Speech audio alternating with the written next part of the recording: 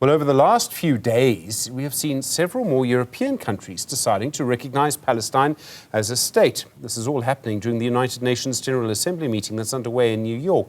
In the last few days, we've seen the UK, Australia, Malta, Belgium, Luxembourg, several others saying they were recognising the Palestinian state. France has also said it will recognise Palestine as a country. Israel's condemned the moves. It's currently attacking Gaza in what our government, and now many others, says is a genocide there. Well, the former ambassador, Dr. Kingsley Makhubela, joins us now. He's an expert on international relations. Mr. Ambassador, good afternoon to you, sir. How important is this move by these countries to recognise Palestinian statehood? If you had said 5 years ago that Britain would recognise Palestine, I don't think I would have believed you. Good afternoon, Stephen. It's really unprecedented. You're quite correct. But it has set up a domino effect in terms of this recognition. What remains to be done, Stephen, is what's going to happen with the actual territory. You recall, as we are talking now, Israel occupies 78% of what used to be the British mandatory Palestine.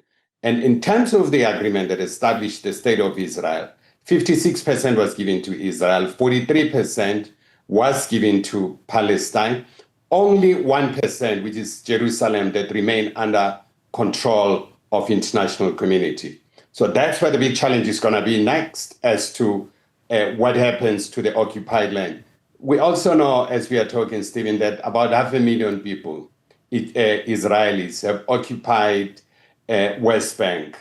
And there are talks about the total seizure of West Bank by the Israeli government. So it's really uncharted territory at the same time. Israel seems furious at what these European countries are doing, but bluntly, hasn't Israel created this? If it wasn't doing what it's doing in Gaza, if it wasn't committing what I think many people now see as a genocide, well, then these countries wouldn't be doing this. This is a direct response to Israel, is my question.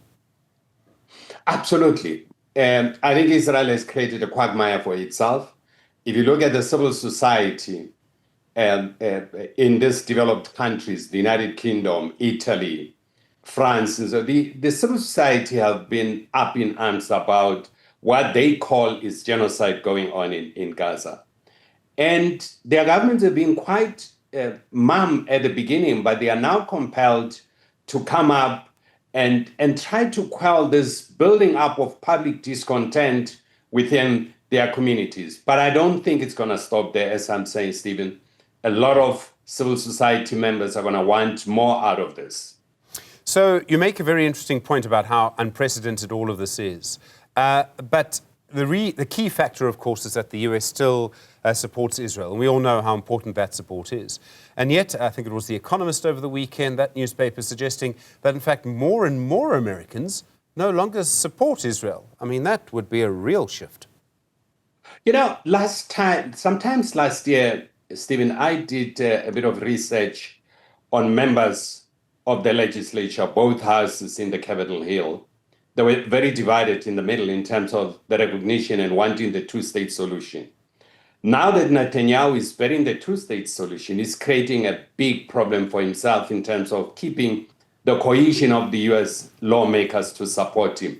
But the public is also rising. Remember, the U.S. public is not that gullible. They've been looking in terms of the media, what's going on in Gaza, and they are up in arms. They are lobbying their elected officials.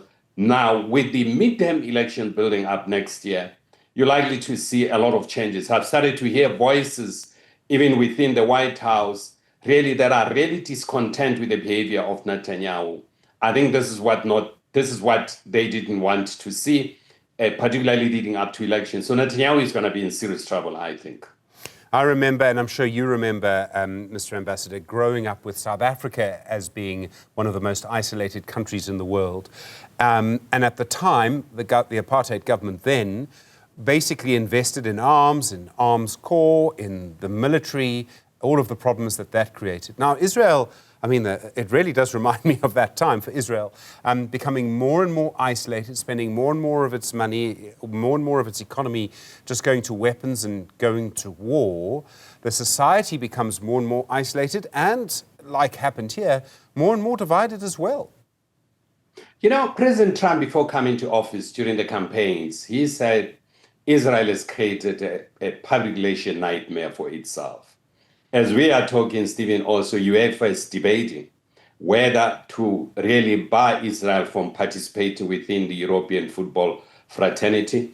There are other sanctions that are likely coming up. The Italians are under pressure to stop military shipments. Spain has done that already. They are not shipping any military equipment. Here in South Africa, pressure will be building up because South Africa keeps on sending large quantity of coals to Israel. So pressure will be building up. Colombia stopped shipping coals to Israel. So you're likely to see this isolationist Israel and the United States. And I think the US would at one stage dump Israel when they realize that the public has turned against them domestically. So I don't see the public within Israel to really accepting Israel as a pariah state, given the foundational principle of the state of Israel that was built on never again shall, human be disseminated in the manner in which they did during the Nazi war. So I'm really concerned about also the public within Israel. But Israel has shifted much more to the right. The left is gone. The Labour Party, as you know, it is gone. And I think it's left with the assassination of Yitzhak Rabin. It never recovered since then. Sure. So it has shifted more to the right. It's not only Israel, Stephen. The world is gravitating towards the far right, not even the center right, the far right, which creates a huge problem. Mr. Ambassador, Dr. Kingsley Makhubela, I really appreciate the time. So thank you, as you can tell, a former ambassador and an expert on international relations.